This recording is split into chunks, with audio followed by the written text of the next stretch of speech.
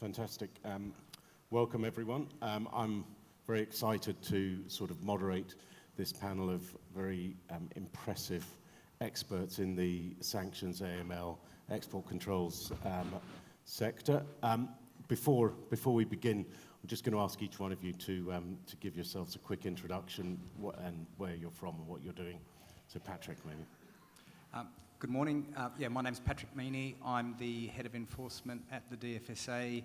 I've been with the DfSA for almost 6 years now. Before that, I was at the FCA doing similar sort of work. I've been doing regulatory enforcement work in the financial services field for more than 30 years in UK, Australia, Hong Kong, and Japan. So I've been around the block, but enjoying my time in Dubai. Kelvin. My name is Kelvin Toh. I'm the Group Head of Sanctions at First Abu Dhabi Bank. I have 16 years of financial services experience and 9 months of experience in the UAE. Thank you. Patrick. Hi everyone, good morning. My name is Frederic. I'm actually the CEO for Cedar Rose. So we provide business information on companies and individuals to help our clients get a more comprehensive and thorough understanding of who they are dealing with. Good morning, everyone. I'm G.Rich. I'm the Chief Sanctions Officer for Citibank in about 40 countries in the Middle East, Africa, Russia, CIS, Turkey, and Pakistan. Before that, I worked for a sanctions data-focused tech startup called Caron, and I started off my career as a diplomat for the US government and spent about 10 years primarily in the Middle East. My last posting being the US Treasury Attaché here in UAE.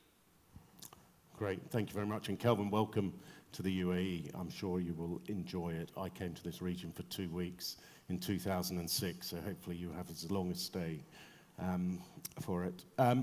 But look, we had a very good introduction to the situation in terms of sanctions and AML from Mohammed Chalo this morning for it. And I think one of the things that I'd quite like to do is to start off just to talk a little bit about the current situation, where we are perhaps over the last sort of 12 months, et cetera. You know, the financial services sector has always been at the forefront of, managing the AML, the sanctions sections, for various geographies, let's say.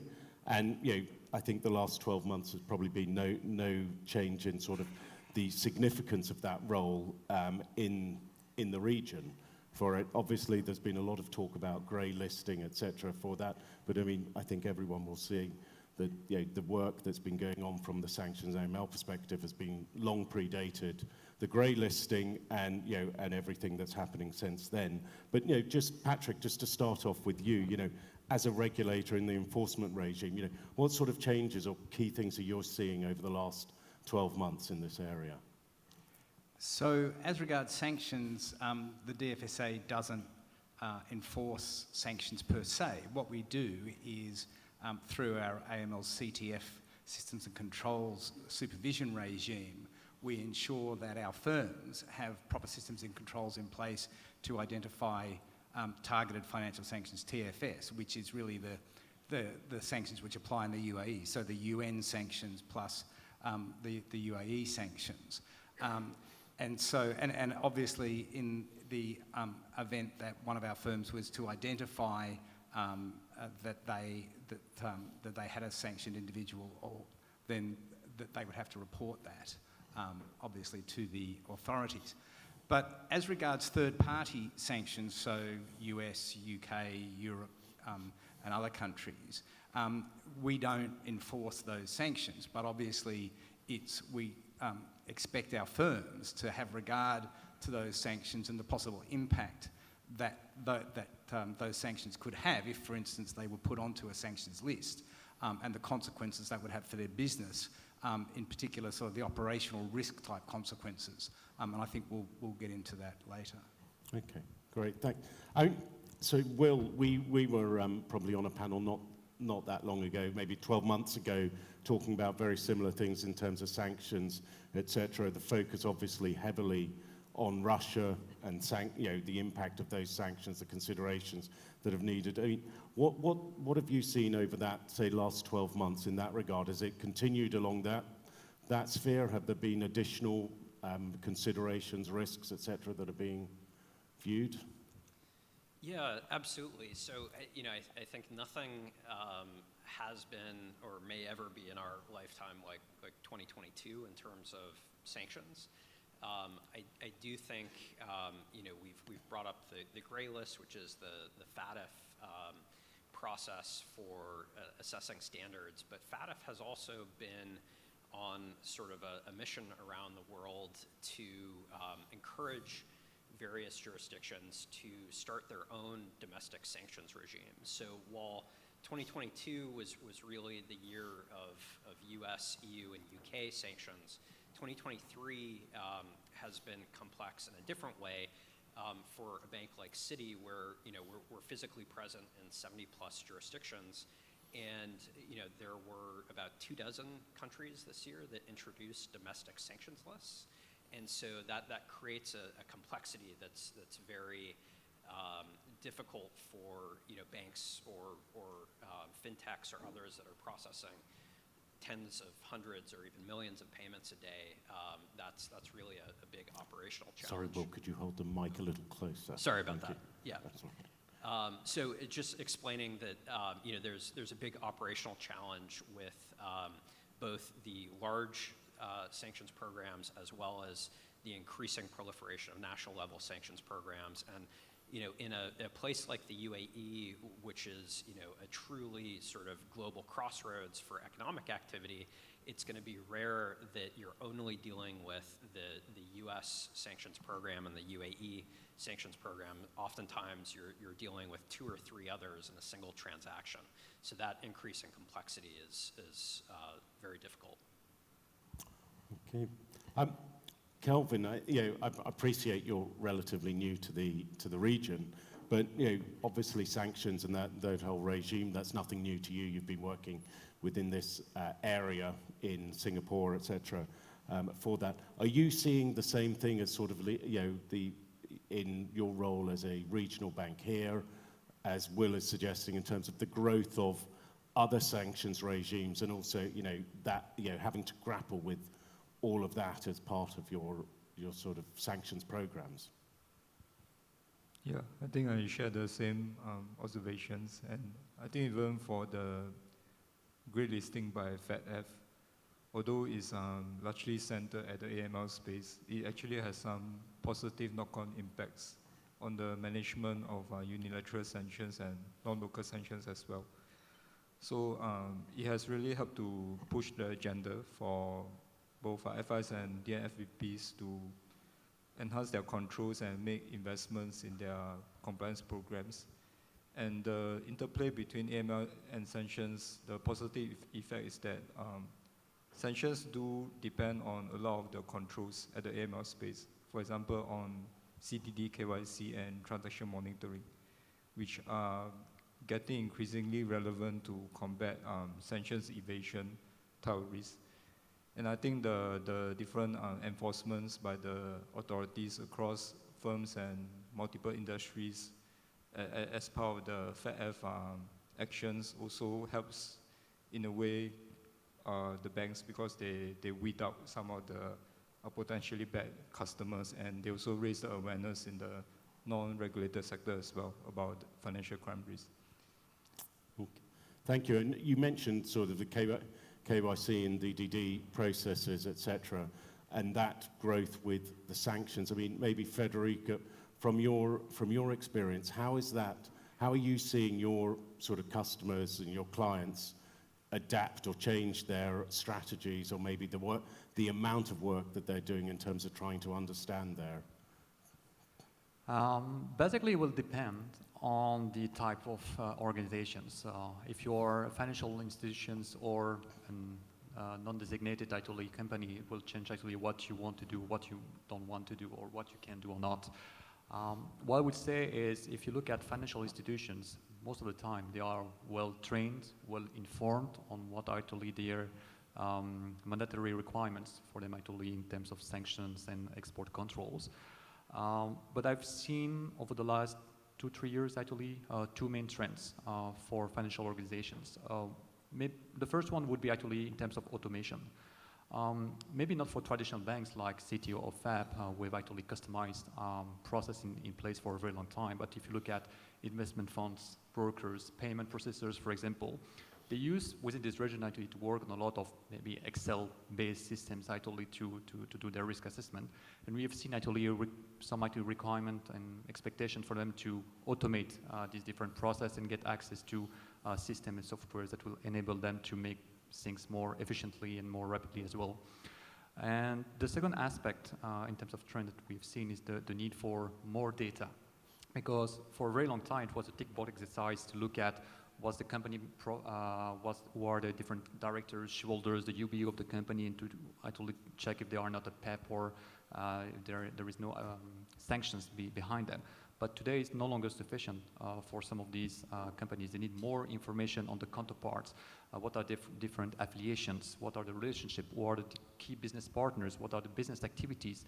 Like some of these activities are allowed to be conducted in Iran or Russia, others are not. So it's very important to get a proper understanding of all of this information whenever you want to have a comprehensive profile on your own customers. Okay, thank you. And talking about all of this, we've got lots of work and lots of movement on the sanctions side of things. There have been historically times, years ago, you can recall there was the instances of various de-risking by a lot of the predominantly US banks on the in dropping a lot of their local correspondence, etc., from a purely AML risk perspective. From that, sometimes you hear discussions in the market about that sort of impacting within the current market. Do you, Will, from your perspective, are you seeing any of that, or is that not really the case? So I think it goes back. So first, Citi was not one of those U.S. banks that sort of retrenched from the market. We stayed quite present, and actually that was a great time for business development for us. But I would say that de-risking, which in the past was the result of sort of whole-scale exits of certain geographies or certain customer segments based on a broad sort of perceived risk, I think is becoming much more common. It really, I know the government here and elsewhere in the GCC and governments in the Caribbean really got the attention of US regulators and the effect that some of their enforcement actions and regulations were having on financial inclusion. And I think everyone from the Secretary of Treasury on downward has put a lot of focus on creating conditions where that will sort of not happen again. At the same time, what we've seen is a massive increase in the cost of compliance. So, one example of this is the shift away from list-based sanctions, which are very easy to automate, to activity-based sanctions, where you have to really understand the underlying purpose of an activity, and you can't always automate that. And at the same time that cost of compliance is increasing, what is being demanded from our clients are, real-time payments. And, when I look at sort of the biggest growth areas of our business, it's really in low-value, high-volume payments. And I can't tell you how many times, the business will come to me saying, hey, we've got this great opportunity. It's going to bring in X thousand number of payments a day. And my first question is typically, okay, how are you going to pay for the compliance costs associated with that?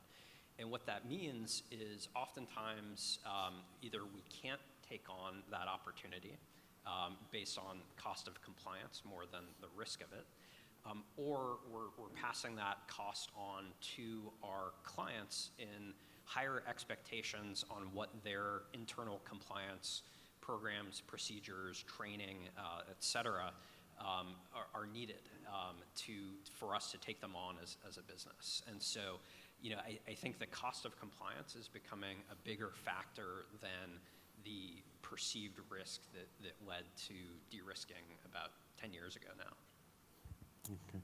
So, Patrick, you mentioned when we were doing the briefing for it that you're happy to jump in at various different questions. So I'm going to put you on the spot here, but yeah, just as a regulator, I appreciate DfSA is regulating more of the commercial side of things, and that, but to what extent is that, perhaps whether it's de-risking, whether it's the additional cost of compliance, whether it's the complexities, and just the sensitivities of everything that goes around with the ever-changing AML sanctions regimes, to what extent is that worrying you as a regulator and your, the ecosystem you're looking after?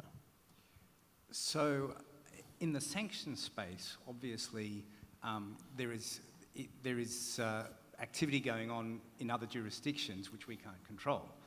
And so our firms are obviously subject to jurisdictions outside our own, they're subject to rules and regulations outside our own, and then that can have consequences for those businesses. And obviously a recent example of that is putting one of our firms onto the OFAC list. And that in itself can have a dramatic impact on the business and mean that the business then has difficulty in continuing to operate, and that can have some collateral damage effects on the clients of that business who are innocent clients, who are not the clients who may have actually caused the business to go onto the OFAC list. And so I think that means that firms have to look beyond simply our regulations and understand all of the possible impacts for them of the transactions they're doing and the types of business that they're doing. And yeah, there is a lot of complexity now.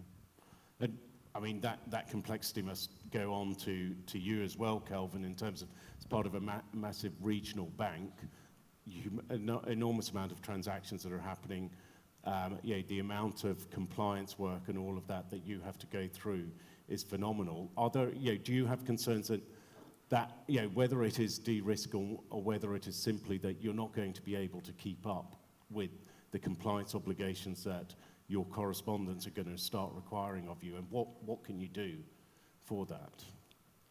Not too many questions there for you, sorry. I think I actually view the risk of de-risking as increasing from our correspondents, and I see that largely brought about by the Russian sanctions. Because the Russian sanctions, they are just unprecedented in their complexity. And I'm sure we will agree with me, for some of the EU side sanctions, those on sale of wholesale bank notes, making investments and capping deposits to Russian nationals, they are even more complex than the US programs. And in coping with that complexity, which is ongoing, we have actually seen our correspondents revise their risk appetite towards Russia in the recent months. And I think after they have managed to de-risk their own portfolio, the secondary implication will then be to respondent banks, such as regional banks, on what type of activities we are passing through them, and will it cause them to be uncomfortable with the risk appetite they have. And in terms of how to manage that, my suggestion would be to keep very open and active communication with your correspondents. So be very clear on what are your policies and controls in place, the risk profile of your clients and the transactions that you will actually pass through them. And increasingly, I think there's also a need to consider sanctions evasion type of risks in those communications, because the risks are shifting to under radar.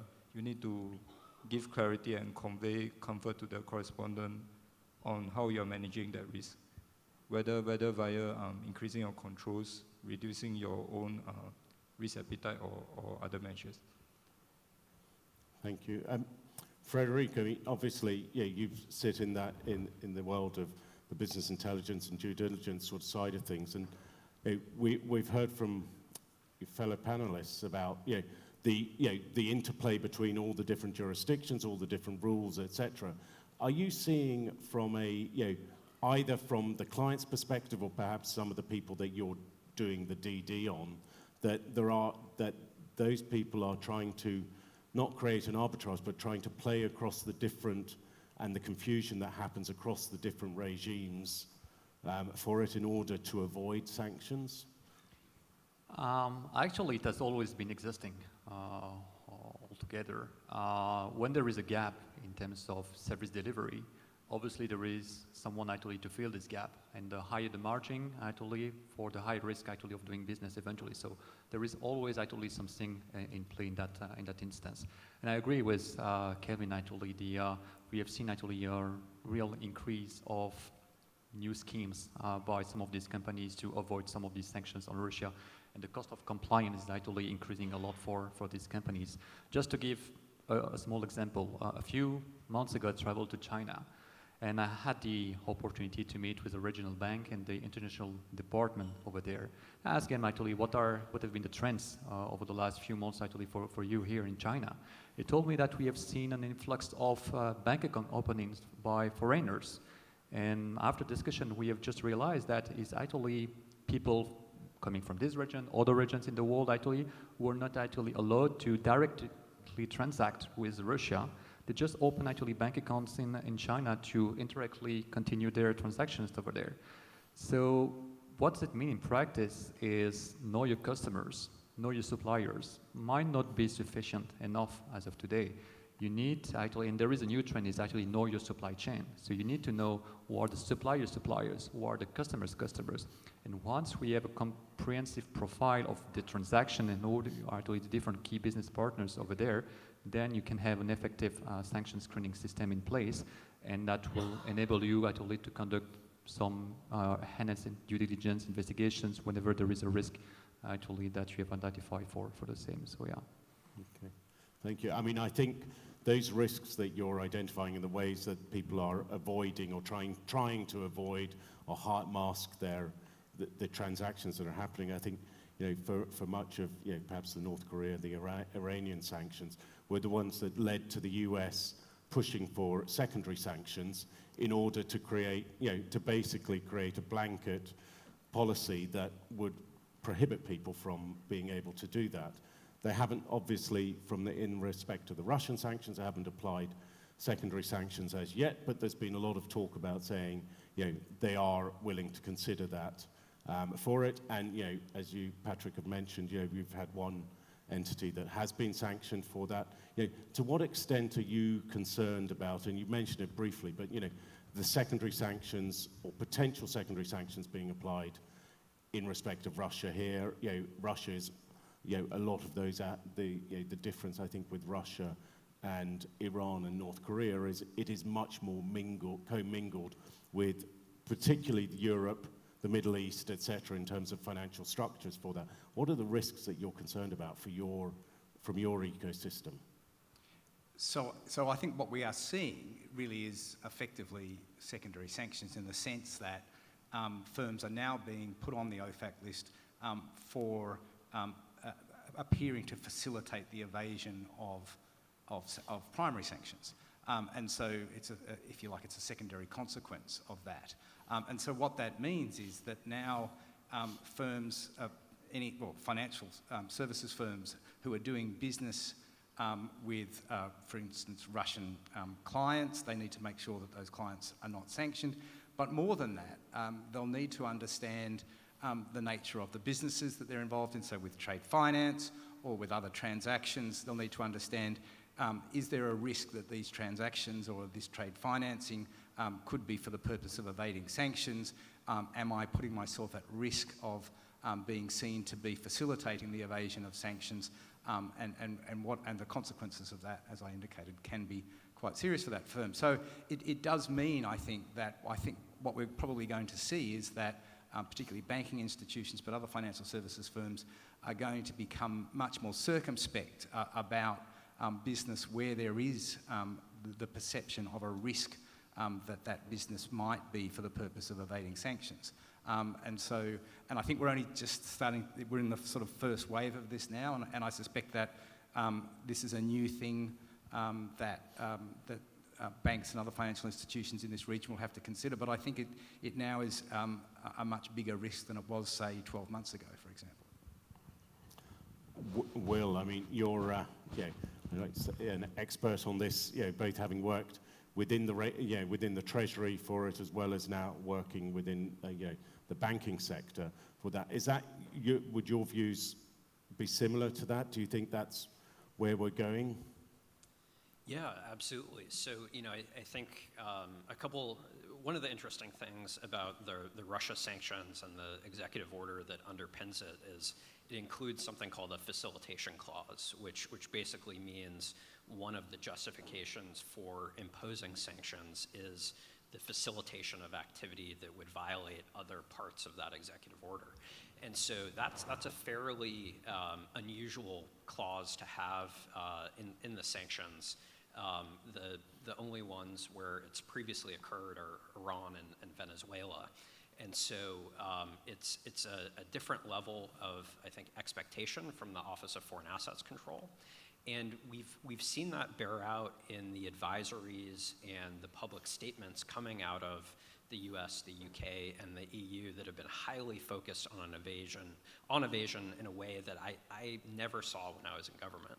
When I was in government, we would talk about evasion as something that happened as a result of the actions that we were taking and the banks were implementing. So we would, impose sanctions, the banks would implement them, and some sort of, evasion activity would occur as an effect of that.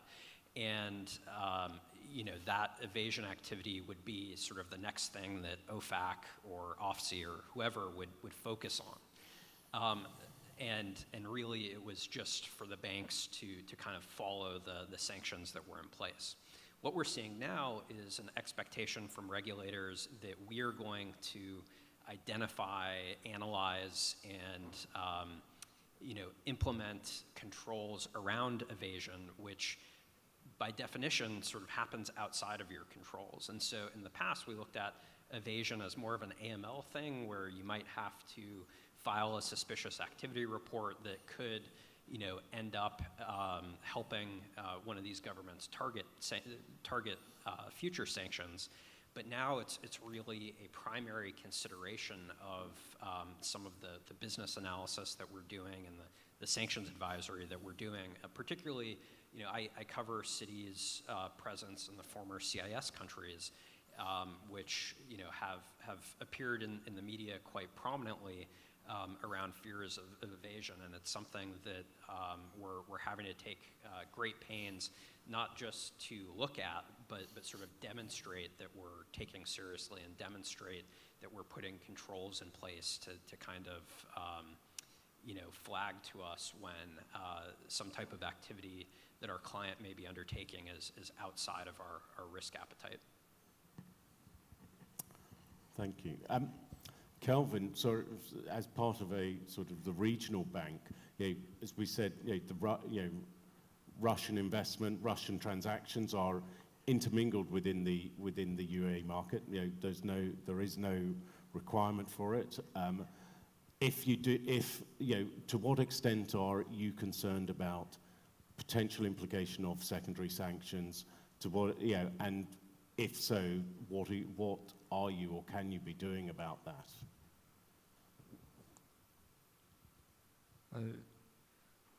I think if there were really secondary sanctions attached to much of the Russian sanctions program, it will actually make the life easier for a lot of us, especially for banks, because it will send a chilling effect, and it will result in more de-risking and reduction in risk appetite. I don't really see that happening because they have not even imposed comprehensive sanctions on Russia. So the strategy I see is the Western regulators, they are tightening the little nuts and bolts to demonstrate ongoing support and then try to reduce collateral damage from comprehensive sanctions. But that makes it incredibly complex for banks to implement these smart sanctions. And we know that this trend will continue until there is a cease to the conflict. So I think banks and businesses really have to think about, like Will said, given the cost of business, the need for enhanced controls, whether your current business strategy is still the most effective one and whether it continues to make economic sense.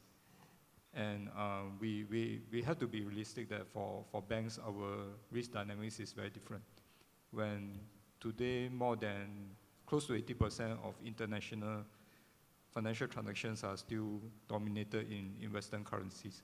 So with that kind of dynamic, how do we balance that with business aspirations that may be slightly different for this region? Is a problem we continue to need to grapple with. I think we have seen in past sanctions programs, the banks typically take a very different approach, even for Iranian sanctions, when certain Chinese and Indian traders or firms choose to capitalize on the economic opportunities, you will see that their banks will still typically stay out. And it's because of that reliance on Western capital markets that resulted in these sort of decisions. So yeah, we need to continue to monitor the risk and feel the pulse on the ground and tweak our strategies to meet what works best for our firms. Okay. I think the monitoring of the risk and everything has always been, I think, a lot of what people were doing in 2022, 2023. There was a lot of, certainly a lot of people getting advice in relation to their sanction structures. What could they do? What couldn't they do? Etc. I mean, obviously, Frederic, from your perspective, have you seen any change in that, or is that because my experience is usually where there's a lot of that sort of question about getting the structure right. The next part that needs to happen is enforcement coming over in relation to those sanctions. Have you seen much enforcement in relation to the Russian sanctions that will be pushing this? I'm probably not the best place to discuss about enforcements of these aspects. What I can tell is more and more companies are at least aware of the risk actually of dealing with sanctioned entities all over. Like if I take my company, for example, on a regular basis, I receive notification from my bank actually to justify some of these transactions. Whenever I pay a company, when I receive actually some funds actually, I need to explain who was the counterparty, what was actually the service for, was the service related to a sanctioned country, for example. So I have actually some of these notifications.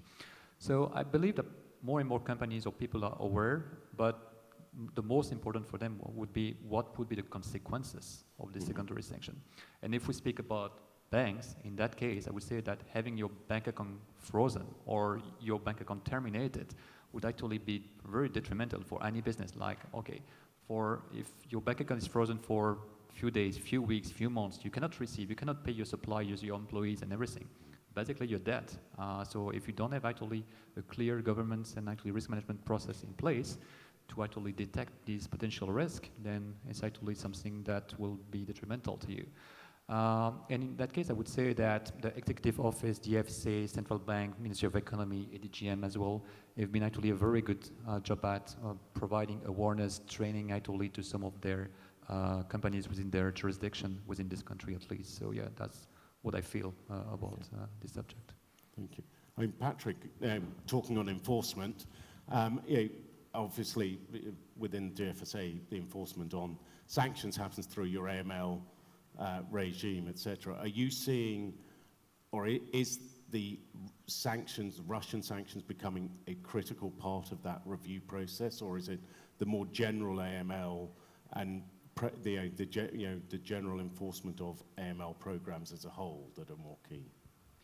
No, it's the general enforcement of AML programs as a whole. So obviously, we have a key priority in ensuring that our firms are complying with their AML CTF obligations, and so we are, through our supervision division, we are reviewing all of our firms in relation to the quality of those controls, and where we see failures in relation to that, we've taken action. You'll see the action we took against Bank of Singapore and then against Mirabeau.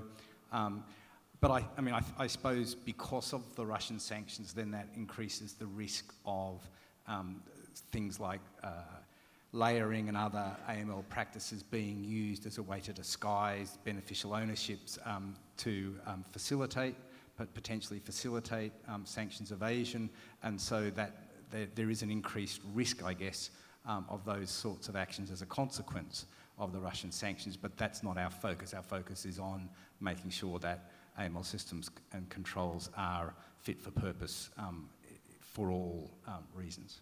Okay.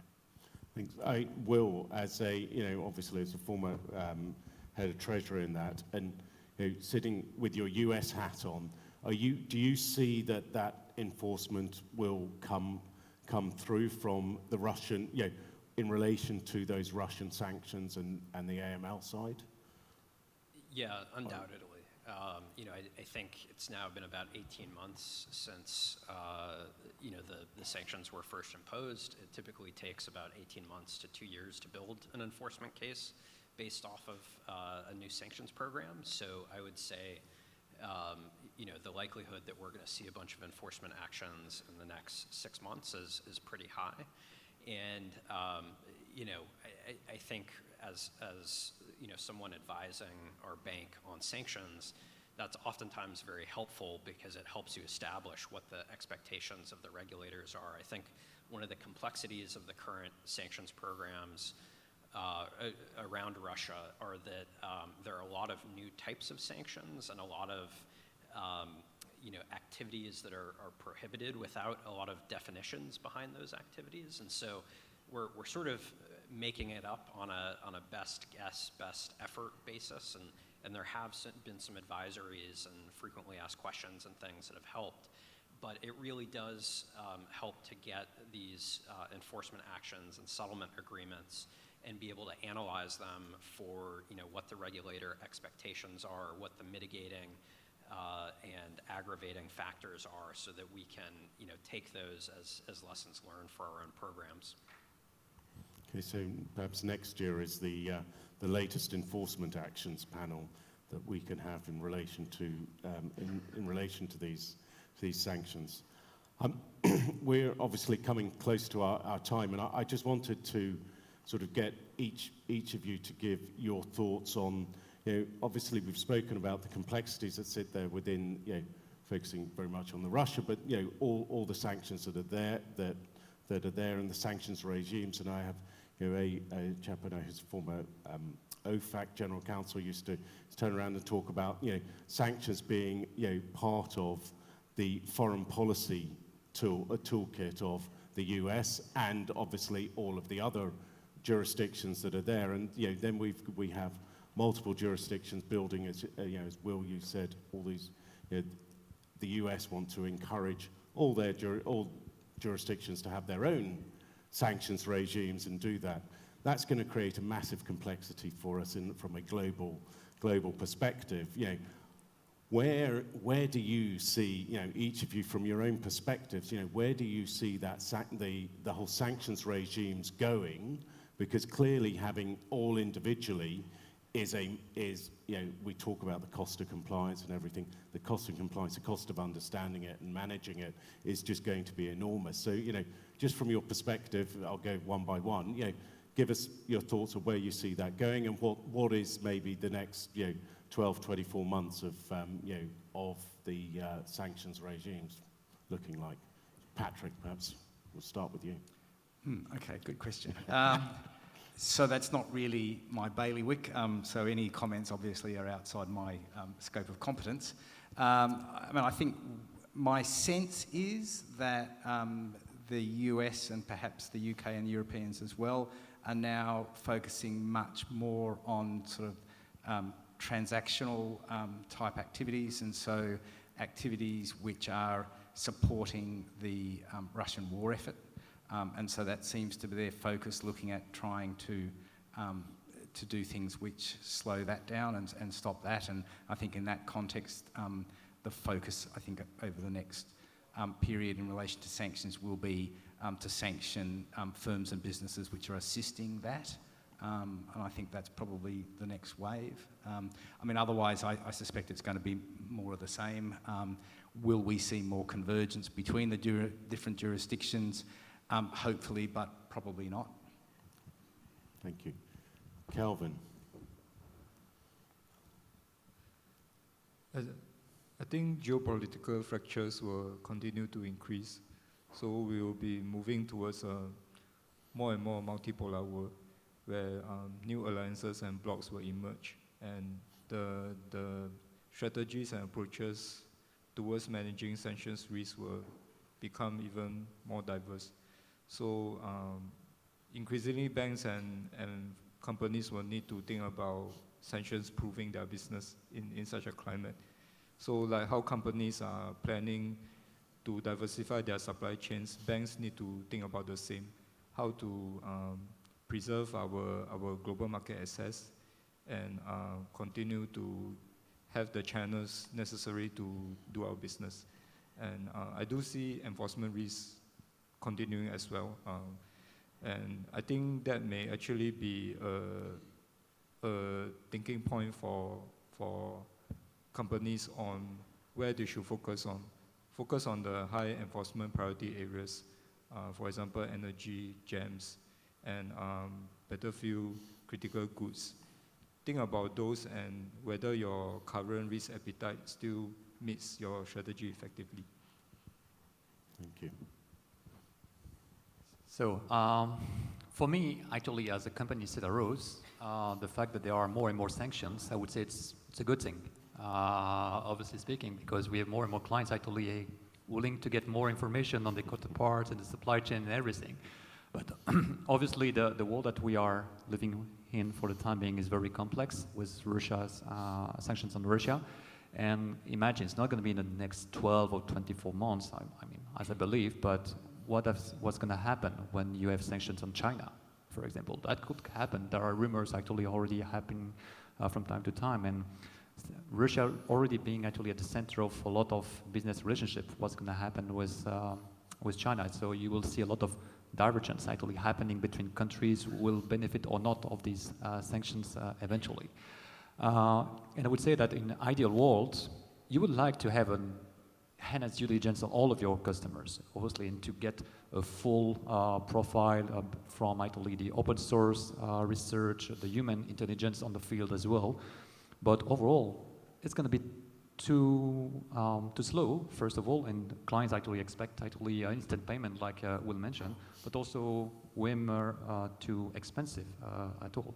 So for the banks, eventually, or other financial players in the future, you're going to have to make a choice between the cost of compliance and the total lifetime value of your customers. So is it justified actually to pay more for compliance than whatever revenue will benefit from actually in the future? Most likely not, which means that for micro and small customers, they are too risky actually to onboard as a bank or as a financial player. So these people or these companies will remain unserved. And the situation for them will be very difficult. So that's a risk that I can see actually for the future because of these increased level of compliance and requirements from sanctions. Very good points, thank you. So, you know, I would agree with a lot of what was said. I'm going to disagree, Patrick, with one thing you said, which is that, or maybe amplify something you said, but, you know, I think this is the most aligned the US, EU, and UK will ever be on sanctions. You know, the shooting war in Europe is probably the foreign policy sort of imperative that will bring those three most together in terms of policy. There are still pretty significant differences in their sanctions regimes, and I think going forward, you know, China is a great example. If there are you know, sanctions forthcoming on China, they're going to be very different because the foreign policy approaches towards China are very different. At the same time, I think for banks, you know, that are present in all of these jurisdictions, there's going to be more of a high watermark approach where if something is disallowed in one jurisdiction, a bank's not going to do it in any jurisdiction just because taking a nuanced approach to, you know, differences in sanctions regimes is going to be too difficult, too expensive, too time consuming. And so that could create, you know, a significant amount of issues on financial inclusion or de-risking where it can't be successfully mitigated. And so it is something I personally am pretty concerned about because of that proliferation of these programs and just the difficulty of complying with them, especially if the EU and UK take a extra jurisdictional approach like the US has. Thank you. I see we are now out of time. I hope everyone has found the panel just as informative and exhilarating as I have. Thank you very much, gentlemen, for your time. Please give them a hand.